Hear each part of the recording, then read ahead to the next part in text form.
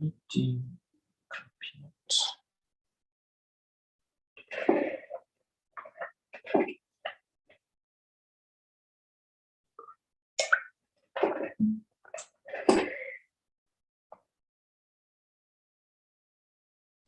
It's going to be there. All right.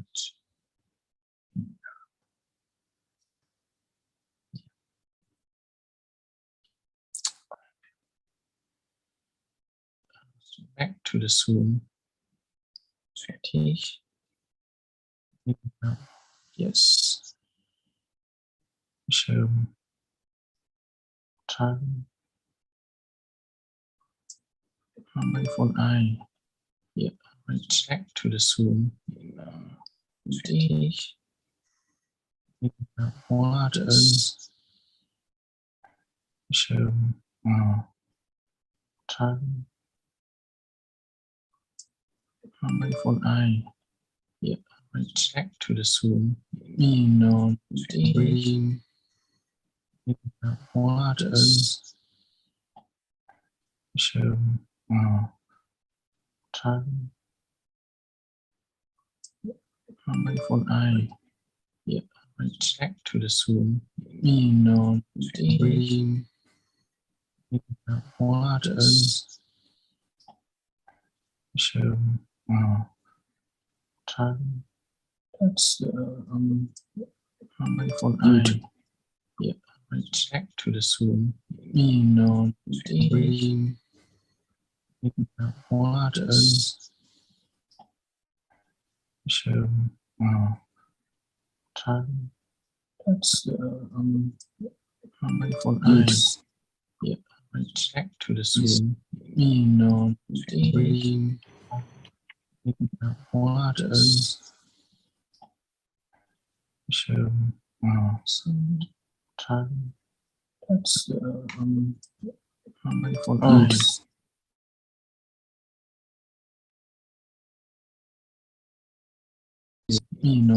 Waters. Schirm. Time. That's microphone I.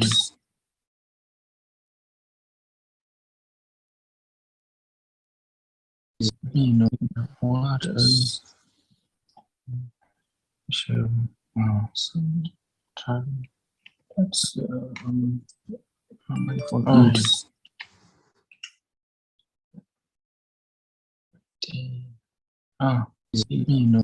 Waters. Schirm. Time. Yeah. That's microphone I.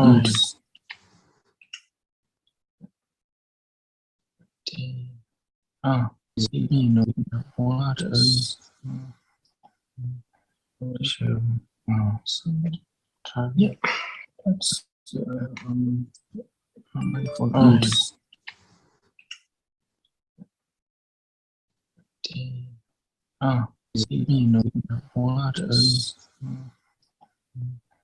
Schirm.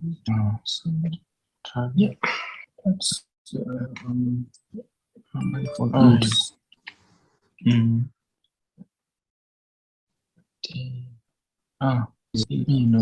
Waters. Schirm. Time. Yeah. That's microphone I.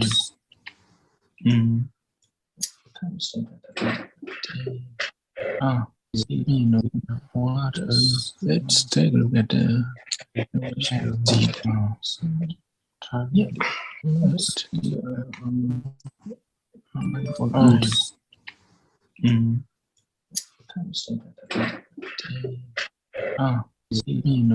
Waters. Let's take a look at the time. Yeah. Point in Zoom. Microphone I.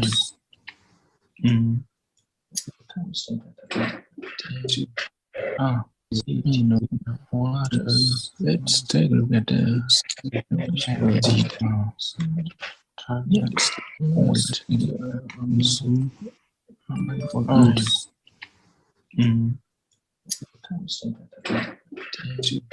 I. Let's take a look at the target point in the Zoom microphone eye.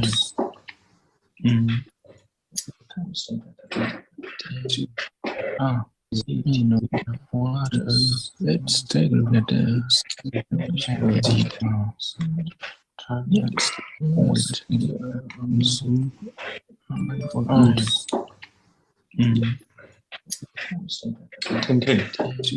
So it's time now, okay, so that we Let's take a look at the not target point in the Zoom microphone eye.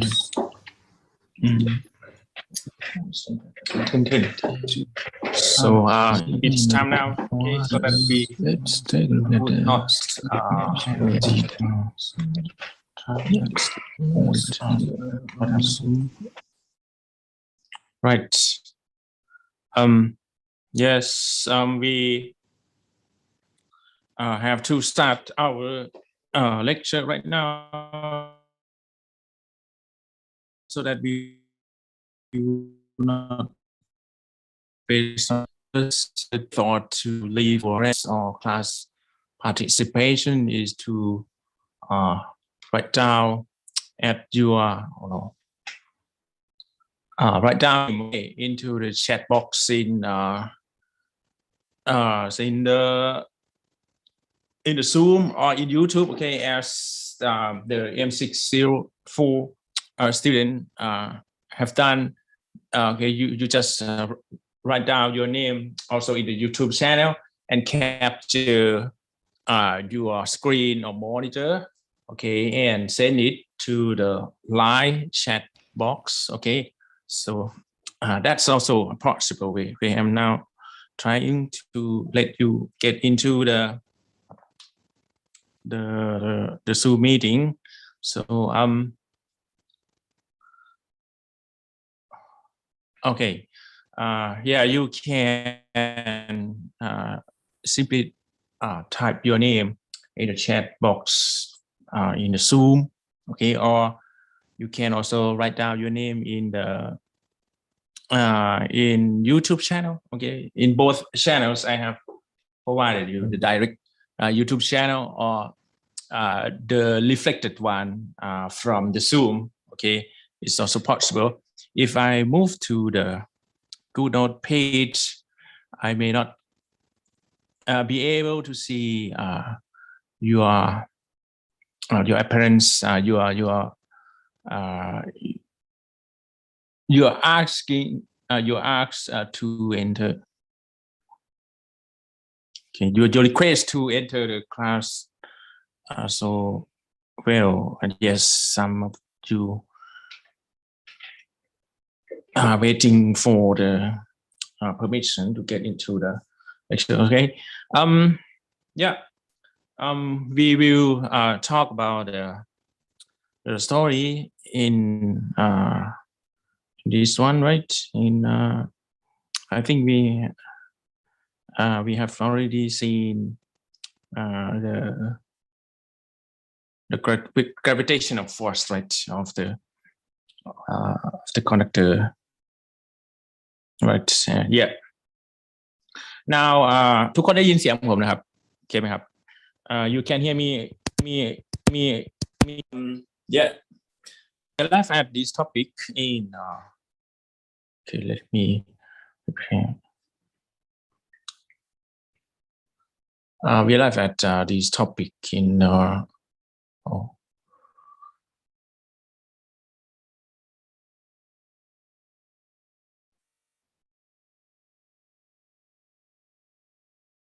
okay, so that's everything is clear enough.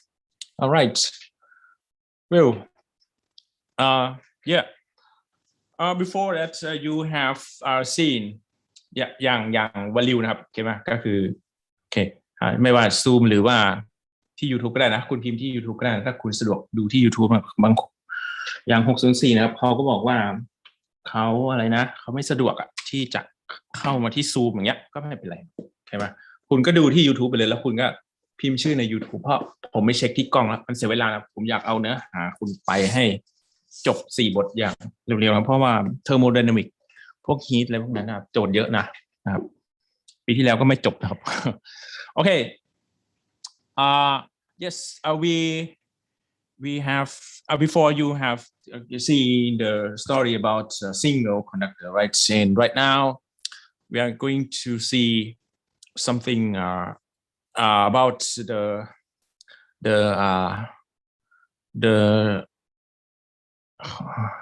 คนเข้านะครับ the two conductors. Okay, there are two conductors in this scenario, and before that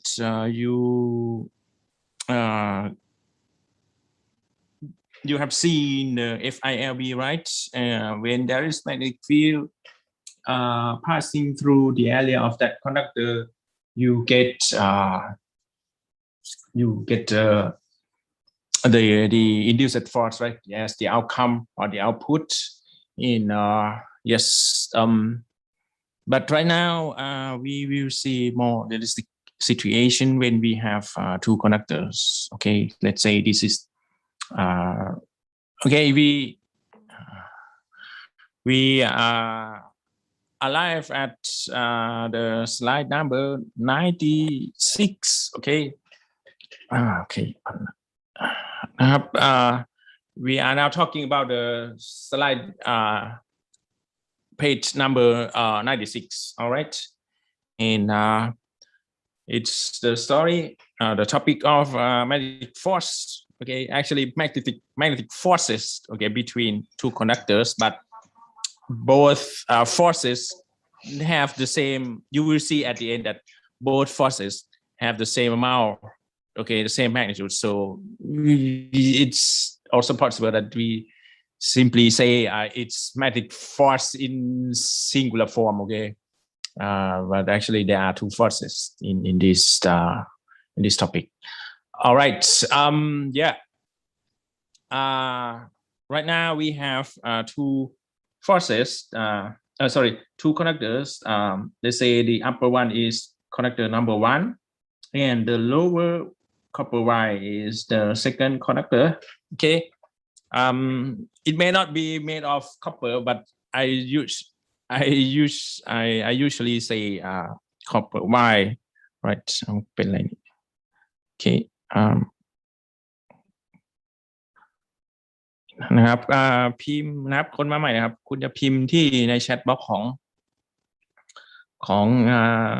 อง Zoom ก็ได้นะครับแล้วก็คุณจะพิมพ์ที่ YouTube ก็ได้นะสำหรับคนที่อยากดูที่ YouTube เพราะผมส่งลิงก์ให้คุณทั้ง2ลิงก์แล้วนะครับ YouTube แบบสตรีมตรงๆนะครับจากคอมพิวเตอร์นะครับมันจะชัดสุดนะแต่ว่าเนื่องด้วยอินเทอร์เน็ตมันไม่ค่อยแรงนะมันก็จะกระตุกหน่อยนะครับผมยังไม่รู้ว่าโซลูชันที่ดีที่สุดตอนนี้ขึ้นไม่แรงมากเนาะดีที่สุดเนี่ยจะเป็นอย่างไรนะครับมันยังกระตุกอยู่นะครับวิ่ง310เนื่องจากว่ามีคนแย่งสัญญาณอะไรกันครับ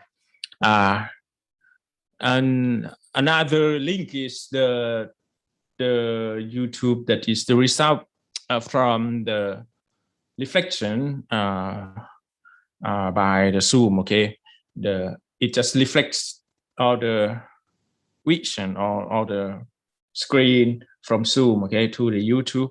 Okay, if you are not convenient with the Zoom, okay, you want to be free alone or for any reason, okay, you can also watch this watch our class in the YouTube link. Okay, let's continue our story. We have two conductors, the first conductor and the second conductor. Okay, the upper one and the lower one. But we will pay attention first to the force that happens at the upper conductor first. Okay, you will see later the force that is exerted that exerts on the second conductor later.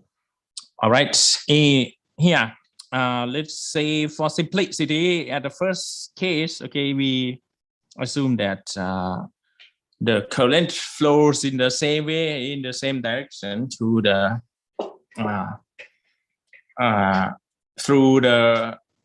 through both conductors, okay, from left to right, okay. For generality, okay, we assume that the first conductor has the current of amount I dash, okay, I prime from left to right, like this. In is denoted by I dash, okay, and the lower one, which is the second conductor, let's say it's the amount of the current is denoted by I, okay, without prime or without dash, all right, and they just use I and I prime so that we can have any value for those two amounts, okay, for those two currents, okay. And it can happen that both current can have the same magnitude, okay. It can be possible as well, okay. Back to good note. Yeah. But we will take a look first at the force that would happen at the upper conductor, which is the number one, okay, number one conductor. All right. Okay. Yeah. Okay. One thing I need to mention is the type of the symbol. Okay. The symbol you would see here. This is the box, right? The cubic box. In it's not.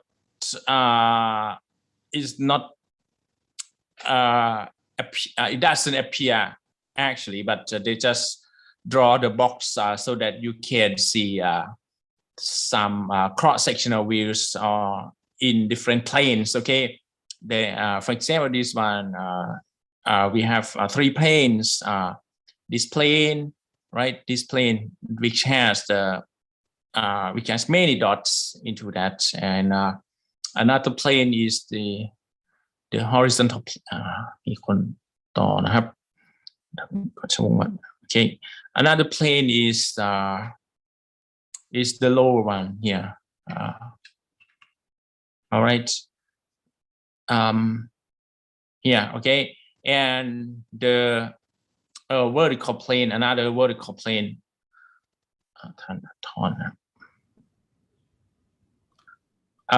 Another plane is the one here. You can see easily the line, right? The lines, so many lines here, and that line is the magnetic field line, okay. And those are magnetic field lines. There are several lines, and this will be the result, okay, from the former topic that we have seen, which is the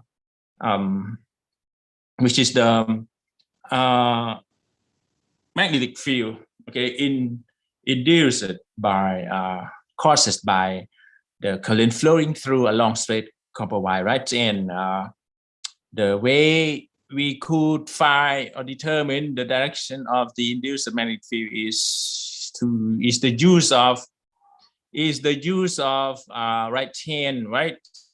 We can use the right hand to find the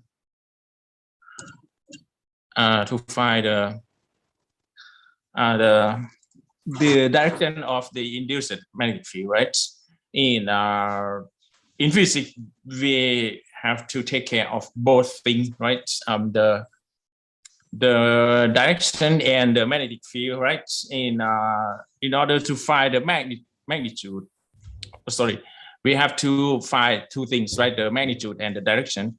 And in order to find the magnitude, we have to apply the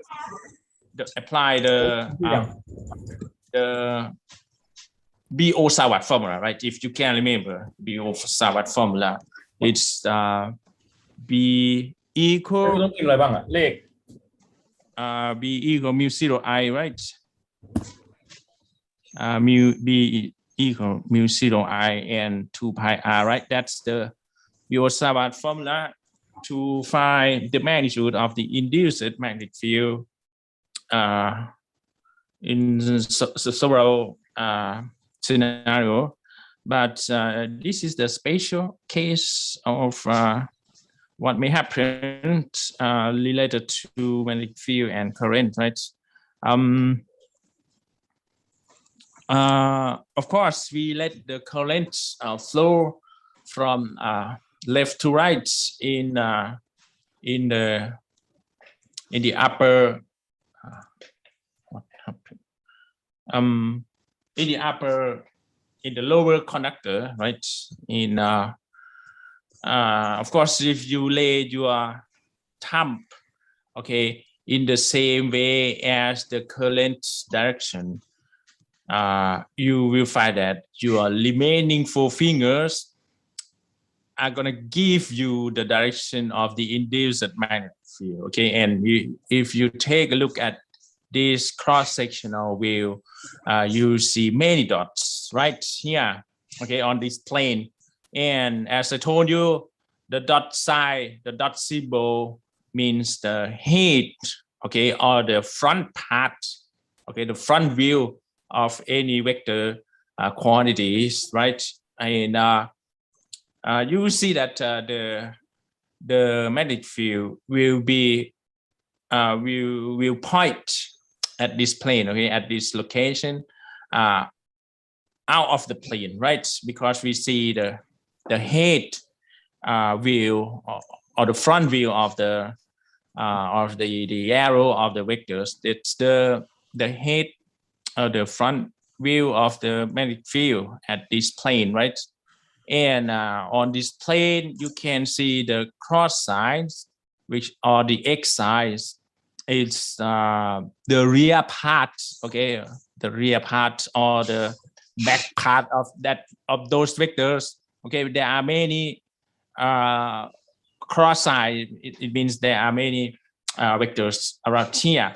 And if you take a look at this plane, you will see that you can see the curve, right? So many curves on this plane, right? And they also provide the arrow, which means the magnetic field in this way, okay? But there are many lines, okay, not a single line. Okay, it depends on how far you it depends on the location or how far you are from the lower conductors. Okay, in now you can completely see what's going on in this figure. Yeah. The important thing that happens in this figure is that when you take a look at this location, okay, we are now moving to the conductor, and we will see what will happen to the first conductor, the upper conductor, right? The lower one is the second conductor. Okay. At this location, you will see the same direction of the magnetic field. Okay, you see the front view, okay, front cross-sectional view, or the rear part of that vector. And you will see that the vector at this location, the vector of magnetic field is going to point like this, okay, out of the plane. Okay, but if they draw this figure in 2D, we could not lose. We may lose some information. That's why they draw it in a different angle. Okay, so you can see that this is direction of the induced magnetic field. Okay, caused by the lower conductor. And as you have seen in the previous topic, F, right, is I and L cross B, right? That's the first step in order to find the induced force when there is current moving through a long straight copper wire, right? And in that area, there is magnetic field, okay? And yes, in this area, we have magnetic field, and there is also current moving through this conductor, okay? Forget about the lower conductor, okay? The lower conductor just give you the induced magnetic field, okay? But the important thing is the upper one. And when we have the current moving through the upper conductor or the first conductor, and in this area there is also magnetic field, okay? With the vector B pointing out of this plane, okay? The wall, okay? This is the wall, the first wall, and here is the second wall, okay? And here is the floor, right? Okay, in this room. There is a magnetic field from this wall, okay? And yeah, we are going to determine the possible direction of the induced force that may happen. Okay, the first vector is L, right? So we write down L, vector L. Where is L? Okay, L will be the vector that follow the same direction as the currents. Okay, the violet one here. Okay, so L vector will be will point in this way. Okay, in the same way as the current in this conductor. Okay. Okay, in this conductor. Yeah, and that's the first vector we have to mention. And let's talk about the second conductor here, right? It's vector B, right? And yeah, where is B in this location, in this area? B is going out, okay, of the wall of this plane, right? So vector B will be this one, right? Out of the plane. Okay, that's the vector B, the green one here, which is what I write down. Okay, and yeah, we have two vectors. We have to turn or rotate our four fingers from the first vector to the second vector, right? And yeah, from the first vector L to the second vector B, okay, you use your four fingers and you will find that you will get the outcome, which is the vector of the induced force. Okay, we get it like this, downwards. That's the induced force that happens at the upper conductor and the first conductor. All right. Well, yeah, you are able to determine the force, right? The force is directed downward. Okay, it's pointing downward to another conductor, right? Here, the I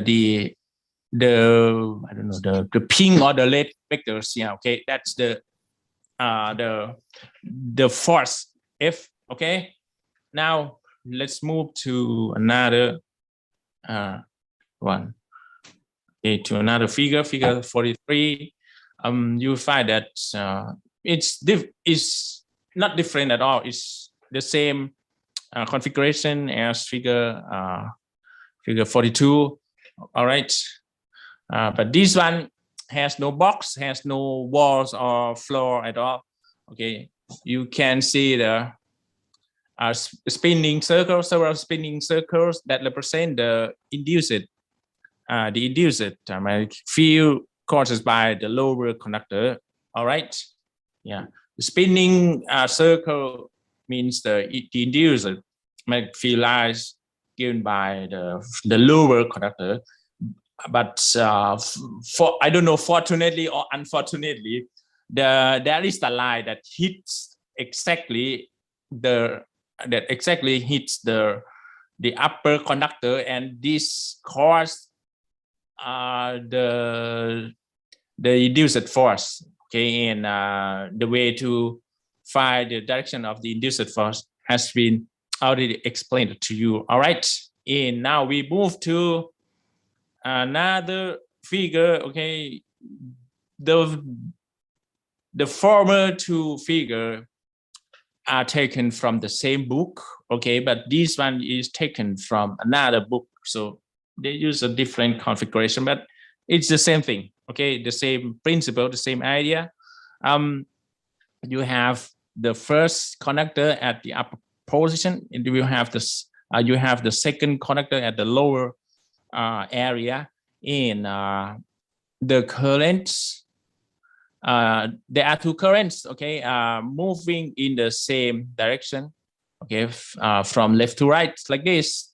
All right, from left to right, and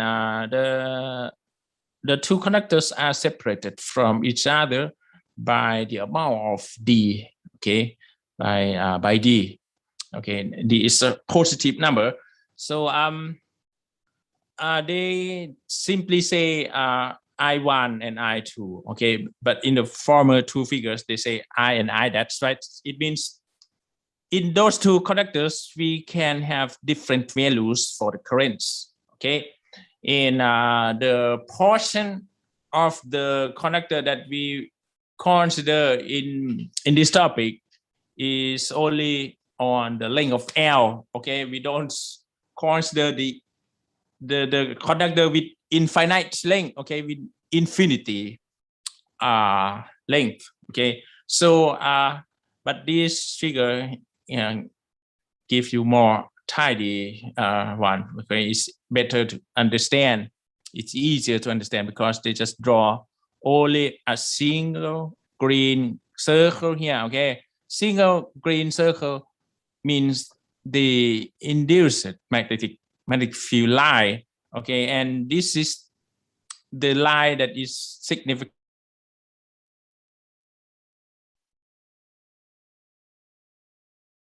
It just upper conductor, okay, and okay, of course I2 is moving from left to right, and if you lay down your thumb in the same direction as I2, your remaining four fingers will give you direction of induced magnetic field, which is pointing out of the plane, okay, but they draw this figure in a different angle so that you can see all the information, okay. If they draw it in 2D, you will not see it easily, okay. That's the induced magnetic field given by another conductor, okay. It's not the magnetic field caused by its own conductor, okay. This is the magnetic field given by the lower conductor, so that's why they say B with subscript number 2, okay. B with subscript number 2 means that this is the magnetic field, okay, given by the second conductor, okay. It's not B1, it's B2, because B2 is the result from the second conductor, the lower conductor, okay. In yeah, L is the vector that represent the direction of the current, right, in this way at I1. That's the vector L, and vector B is this one, okay. It is pointing out of the plane or from a little bit right to left, okay. In here is vector B2, right, and you can get the outcome or the output as the F, okay, F1. Why do they provide a subscript number 1 to this scenario? Because this is the force taking place at the first conductor, okay, at the upper conductor. So that's why they say number 1 as the sub in this figure. So yeah,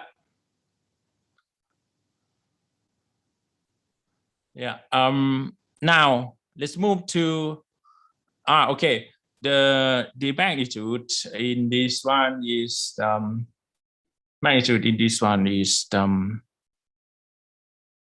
the magnitude of the F1 is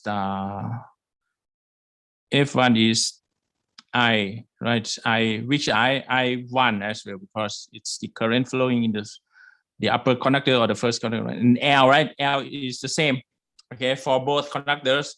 We don't consider the case when the length of the conductors are different, okay. We consider the environments where the conductors are cut with the same amount of length, okay. And B will be the magnetic field caused by another conductor, which is B2, right, the lower one. And there is also a side term, right, side theta. But as you can see from this figure, you will find that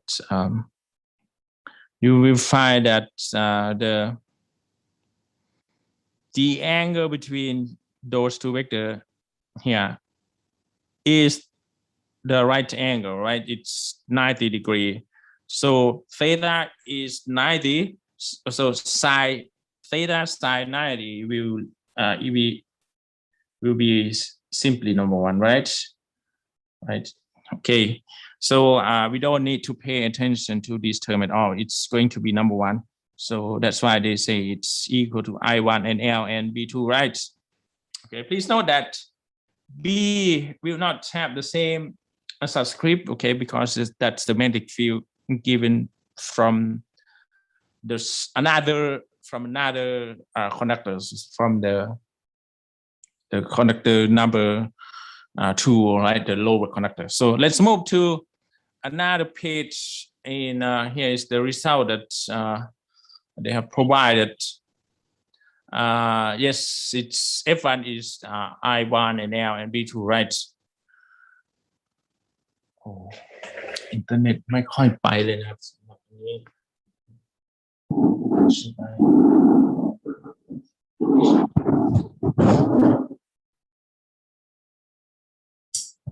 Okay.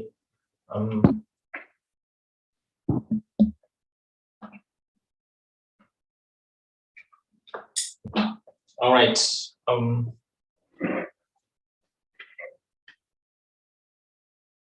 We are now ready to change this one to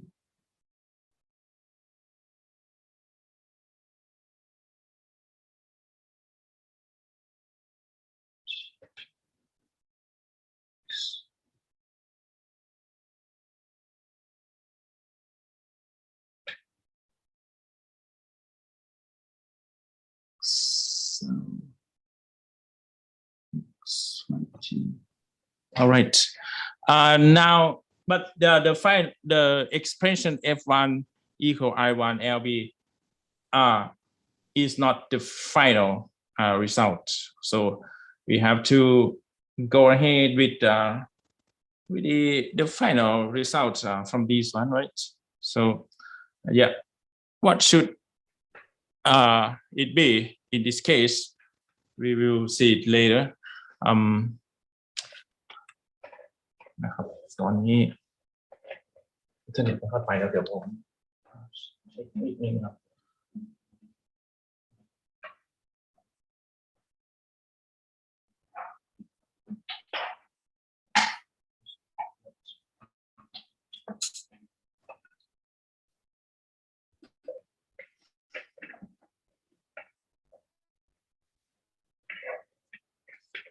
Yep. We will use the former results given by the Biot-Savart formula, okay, so that we will get the real final results from to what we get here. Okay, all right. F1 is I1, LB2, right? In from what we have seen earlier, the magnetic field caused by the lower conductor, for example, in figure 43, B in this scenario is mu0 I, right? Mu0 I, and it's going to be mu0 I. We will be mu0 I and divided by 2 pi r, right? But r in this case is r, right? And for this figure, we have D, right? So we're gonna write down B is equal to mu 0 I mu 0 I and 2 pi and D, right? So that's the magnetic field according to the Biot-Savart formula, right? We apply the Biot-Savart formula. All right.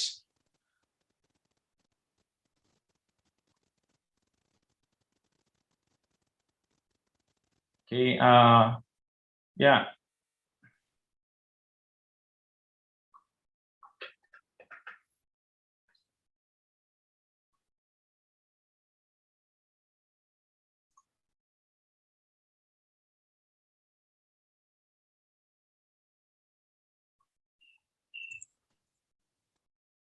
Then we substitute Biot-Savart result into the FILB expression, okay, so that we will get complete final expression to that. All right, yeah, you can see that B2 is over there, right? And B2 is also here.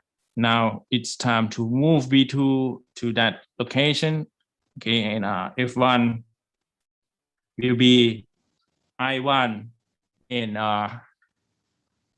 F1 will be I1L and B2. All right. Okay.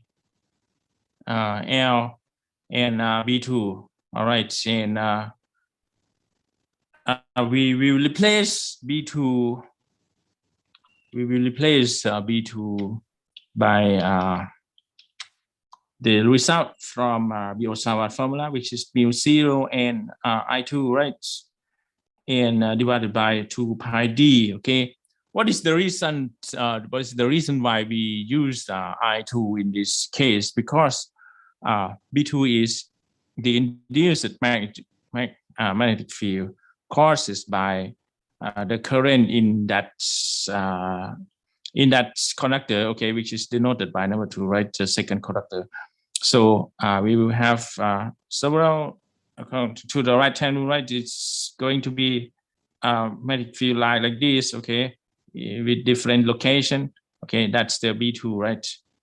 B2. So the magnitude of B2 would be computed from the magnitude of B2 will be computed from the I2. So the I2. So that's why we have I2 in equation 41.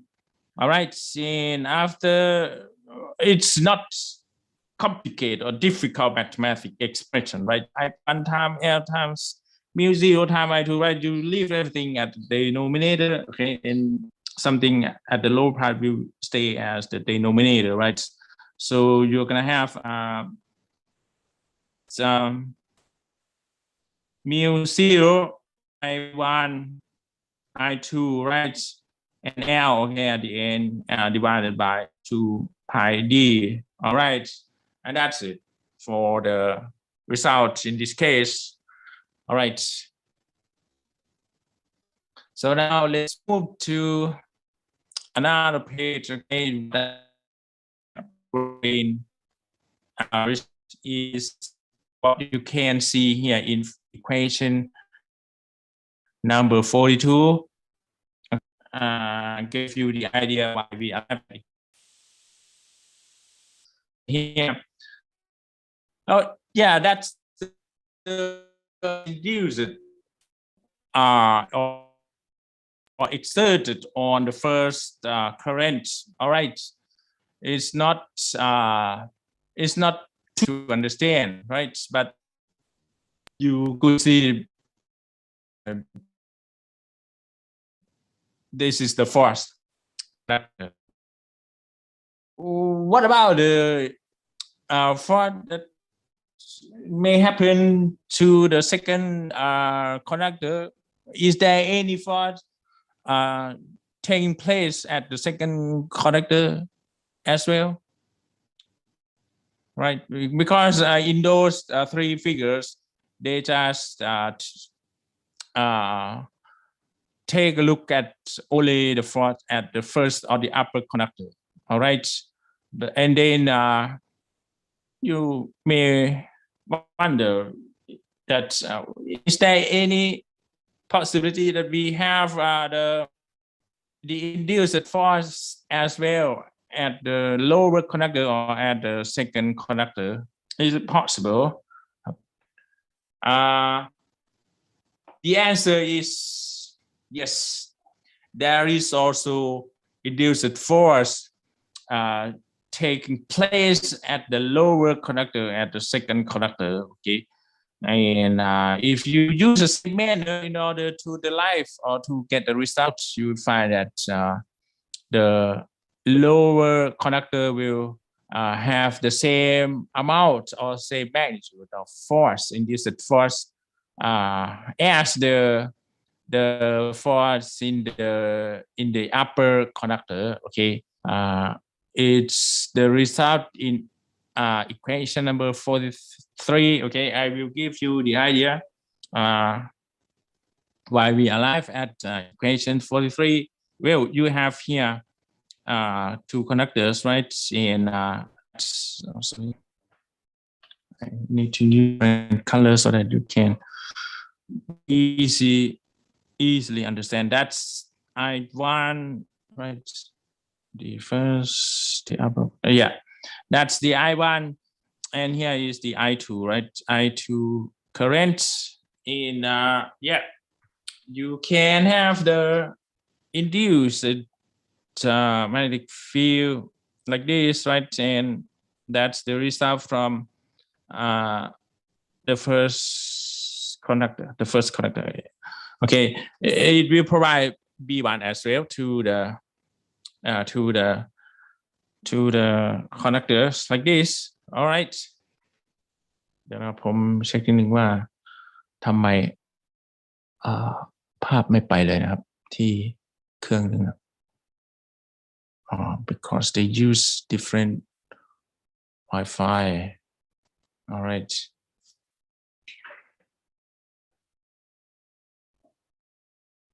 Use this one.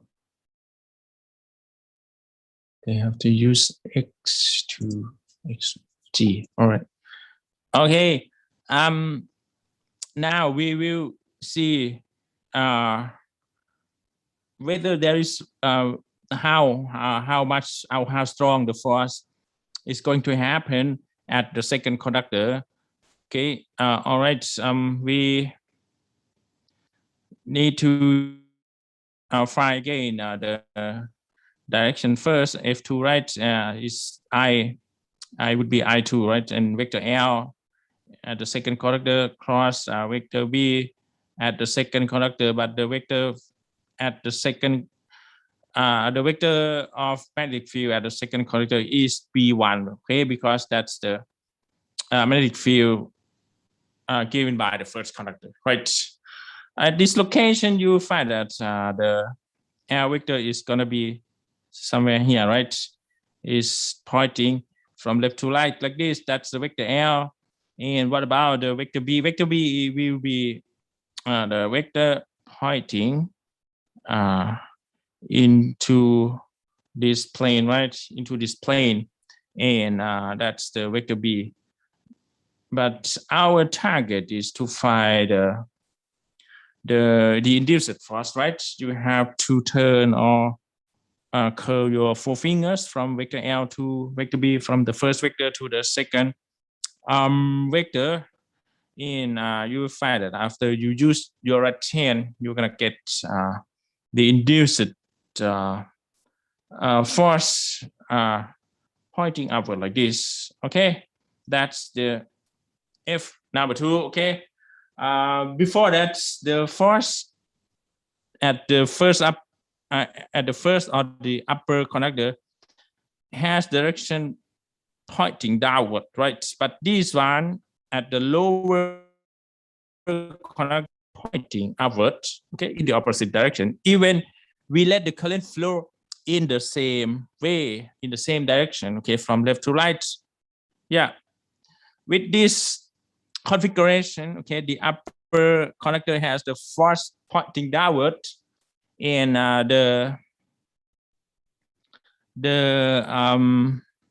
lower conductor has the the force pointing upward. So we can conclude that this is the type of attractive forces. Okay, this is the, simply speaking, they are the attractive forces. Okay, the force that try to keep or make both conductors staying together or close to each other, right? It's attractive force. And yeah, on page 101, you may notice that the currents in those two connectors are in the same way, okay, are moving in the same direction. And this will give us the attractive forces, right?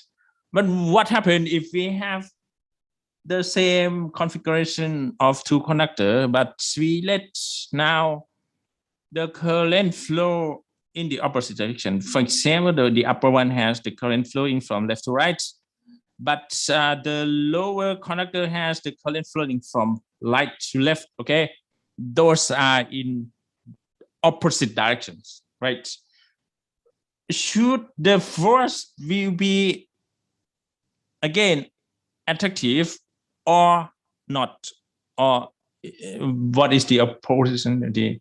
Another sense of attractive, it should be repelling, right? Repelling, or something that try to keep or move two things away from each other, right? So should this force be attractive or repelling?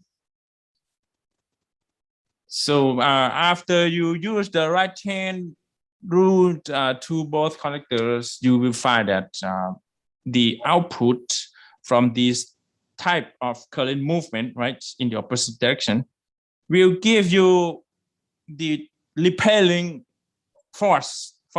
Okay, the force will be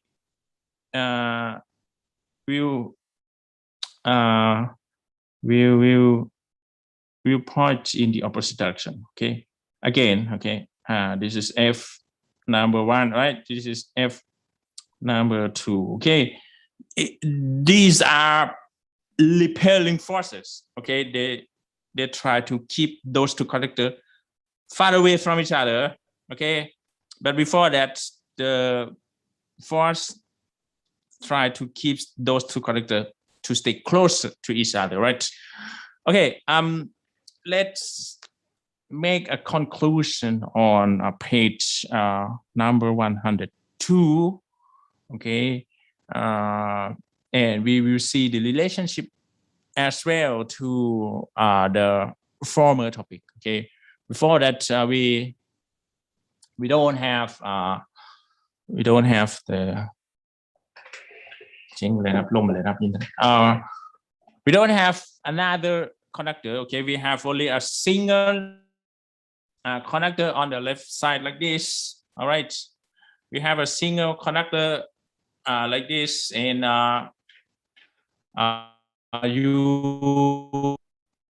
there is no force happening at all, right? All right, there is no force that happens at all in this configuration when the current flows from the lower part to the upper part. Okay, the current is going upward like this, and there is no force induced at all. And if you take a top view to this figure, you will see that the dot line, right? The dot line means you see the front view of that vector, so that's why you can see only the dots, right? And you see turning, okay, or circulating vectors like this. Okay, it represents the induced magnetic field. Okay, after you use the right hand rule, okay, you find that your remaining 4 fingers are going to be I'm going to give you the direction of the induced magnetic force, but there is not only single magnetic field line.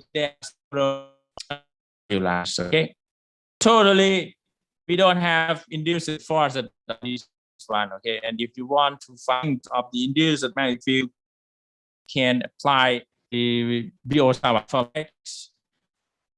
Let's move to another figure at the middle here. Two conductors and the current at those two conductors are moving in the same direction, are moving upward like this. Okay, and let's take a look at the top view of this figure.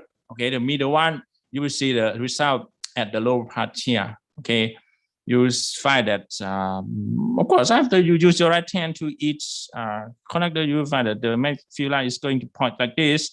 But when those two closer to each other, the magnetic field line will merge to each other. Okay, we combine to each other, and you have a single line of magnetic field line like this. Okay, it's not simple circulating magnetic field lines anymore. It's the combined version, the combination of adjacent magnetic field line. Okay, you have a single magnetic field line. Okay, it's I don't know what is the shape, how to say in English, but it's the combination of magnetic field lines. But the important thing in physics for us is the force, right? Because that's a potential effect that can happen in nature. Okay, the force in this case, okay, you can see that you get the dots at the center of each component, right? Because that's the head or the front view of the vector of the currents, right? And after you use the right hand to each conductor, you find that you get the attractive forces like this. Okay, when we let the current flow in the same way. And let's move to the right one, the third figure. We let the current flow in the opposite directions. For example, the left one has the current moving upwards, and the right one has the current moving downward like this. And after you apply, let's take a look first at the top view, a cross-sectional view, top view of those two conductors. You will find that magnetic field line now has different manner. Okay, after you use the right hand, you find that the magnetic field line is going to turn around like this. Okay, at the first conductor, but at the right conductor, but at the left conductor, you use your right hand. It's going to give you the magnetic field line turning in the clockwise direction, right? This is the clockwise direction. But on the right side, you have the magnetic field line turning or circulating in, this one is, the left one has the magnetic field line rotating counterclockwise. I'm sorry for that. I get confused. คือไม่ได้สับสนนะเพียงแต่ว่านึกคำพูดภาษาอังกฤษผิดครับใช่ไหม and on the right side you get the magnetic field line. Where is my mouse? Okay, you get the magnetic field lines turning clockwise. Okay, and at the meeting point, okay, the area between them, okay, you get the superposition. Okay, the summation of the force. So it's not going to be the merged version or the combined version. It's going to be the end that has very strong magnetic field pointing upward. Okay, and after we have the current flowing in different directions, you apply the right hand rule to FILB, right? FILB vector version, and you get the direction of the forces to each to both conductors, and you find that the force is of the repelling type. Okay, the forces try to keep those two conductors away from each other. Okay, it's repelling forces. they are telling forces ผมขออนุญาตไม่ได้เข้าห้องน้ำเลยครับปัสสาวะนิดนึงครับขออภัยนะครับ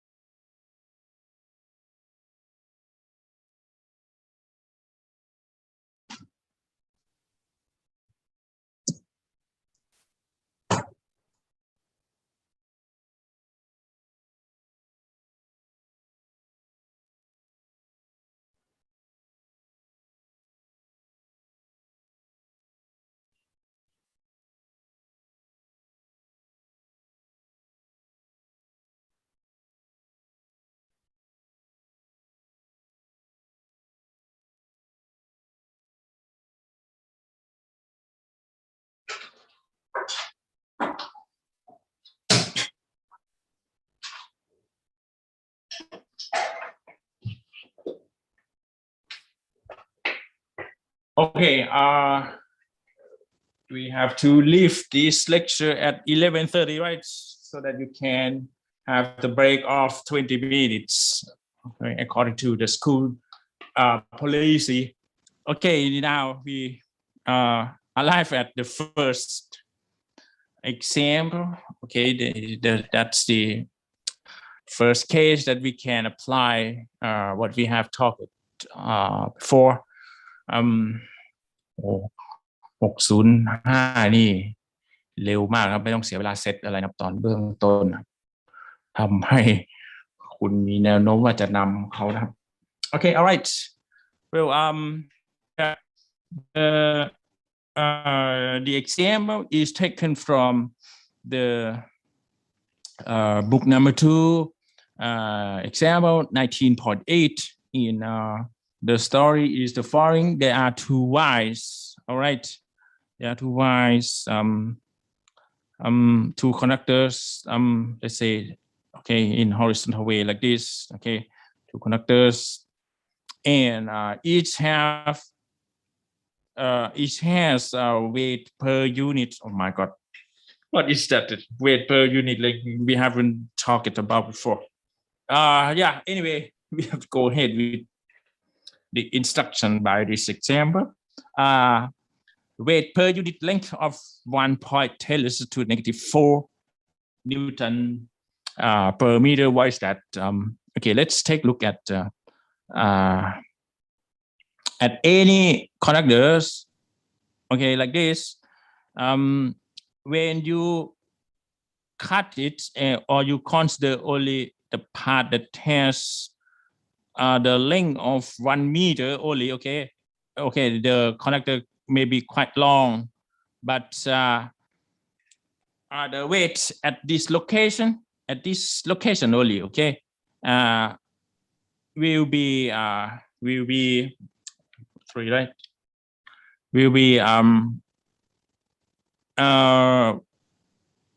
1 Newton, okay, not 1 kilogram. Okay, its weight. Okay, it includes already the gravitational acceleration on Earth. Okay, its weight. It's in Newton. So if you cut it or take a look at only one. Oh my God! Sorry. What happened? Hello. วางข้างล่างเลยครับ